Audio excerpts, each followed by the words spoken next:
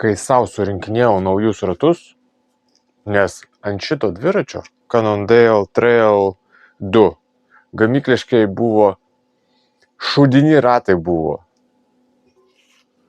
Atsiprašau už išsireiškimą. Sustiprinavau aš juos, eksperimentą dariau, bet norėjau papasakoti jums apie stebulės. Išsirinkau įvairių variantų buvo, norėjau tokių, kad būtų ir tvirtos, ir nebrangios. SLX. Va, SLX, Boost ratai, Microspline būgnas su beriamais guoliukais, paprastais konusiniais. Ir kodėl man iki šiol šitos stebulės patinka, aš jas mėgstu ir keisti nesiruošiu. Visų pirma, norėjau, kad būtų patikimos kitos konstrukcijos, kad ir su įpresuojamais guoliais uždarais. Man nepatiko tuo, kad ašys yra aliumininės, o SLX nuo XT skiriasi būtent tuo, kad pati ašis, ašelė, ant kurios susimontuoja visas mechanizmas, yra plieninė. XT aliumininė. Tik tuo ir skiriasi, todėl ir svoris didesnis. Bet svoris man aktualus tik tais tuose mechanizmuose, kurie sukasi, kur yra išcentrinės jėgos kažkokios, kad nebūtų kaip giroskopas. Tai šiuo konkrečiu atveju ašis įsisuka į rėmą. Kokio skirtumo, kokio jinai ten svorio? Vat realiai jokio skirtumo. Beje, jeigu nežinojot, SLX priekinė stebulė turi aliumininę ašį. Lygiai taip pat kaip XT. Tik užrašas skiriasi. Geras, ar ne? Išsiardžiau, nes noriu padaryti po 2 metų, ar jau 3. Neskaičiuoju. Šiokį tokį servisą. Pergyvenu, ar čia viskas joms gerai, sukasi puikiai, viskas tvarkoj. Tiesiog išsivalysiu, susitepsiu, nusiimsiu šitą mechanizmą, parodysiu, kuo jisai skiriasi. Ir man jisai labai patinka, ne tik tais dėl savo patikimumo, o tylaus veikimo. Tai, ką jūs girdite, tai yra ant lėtos eigos. Bet jeigu mes užsukam ratą normaliai, garsas dingsta. Nes būtent greitesnio pasisukimo metu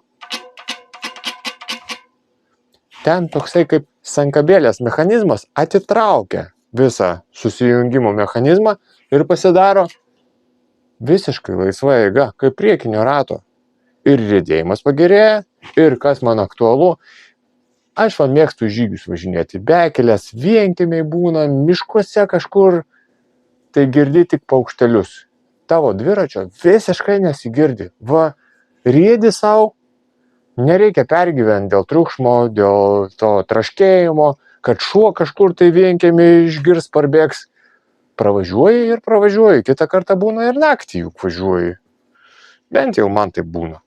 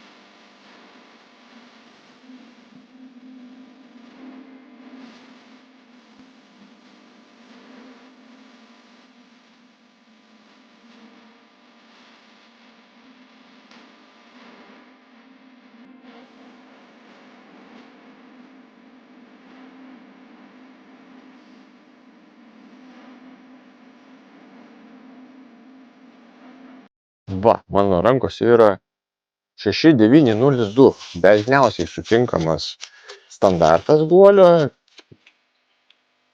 28 15 7 6902. Taip yra toks žymėjimas. Tuoj atidarysiu. Ir čia bus atsakymas į klausimą, kodėl Shimano vis dar daro tas stebulės su tokiais guoliais. Tai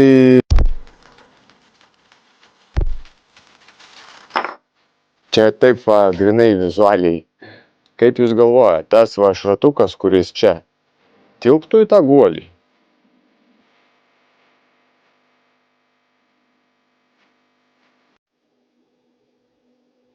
Manau, kad ne.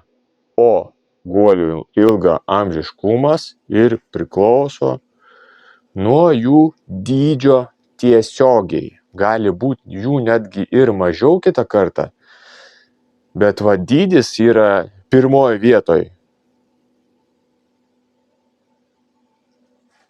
O ardant uždarą guolį mes pažeisim šitas sandarinimo detalės, ribokšliai tikriausiai vadinasi, bet kuriuo atveju jau bus ne visiškas sandarumas ir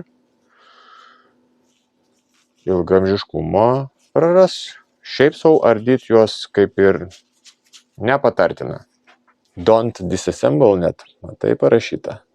Shimano pastebėjo ir vartotojai pradėjo skųstis, kad pradeda traškėti šitie dantukai ir pradėjo tepti ir netgi manualas pasikeitė, kuriame yra nurodyta slightly grease, tai šiek tiek tepalo reikia uždėti.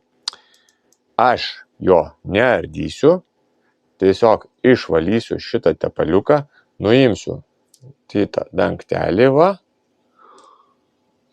štai taip, čia dabar man, kad nepamest ir jums parodyti, visko pilnai gal neardysiu ir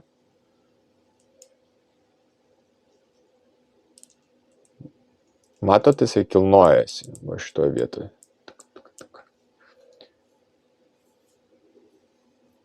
Tos dvi spyruoklės, jos prispaudžia visą mechanizmą ir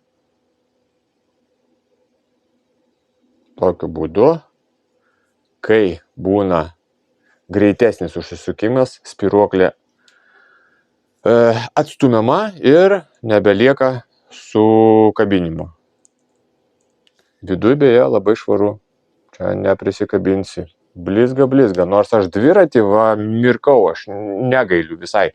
Pagal mane technika turi tarnauti ir jeigu miške važiuoju bala, aš nežiūriu, kitą kartą įsmingi ir mano dviratis vis dar gyvas, vis dar gyvena su nebrangiom tokiom stebulėm.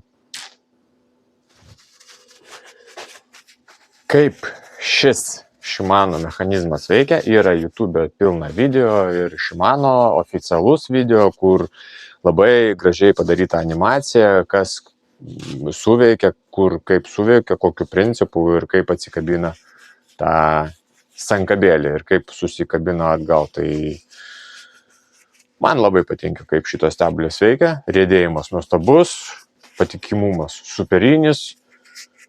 Pirmi variantai, kur jau, kaip paminėjau, buvo be tepalo, tai jo traškėjo, ten aš esu netgi YouTube matęs, ten daug kas nufilmavęs.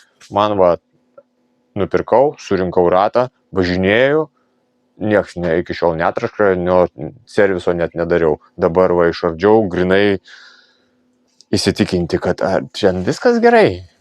Gerai, ir po ne 1000 kilometrų. Nedaug aš minų iš tikrųjų, nedaug, bet pas mane sąlygos būna žiaurokos. Ate.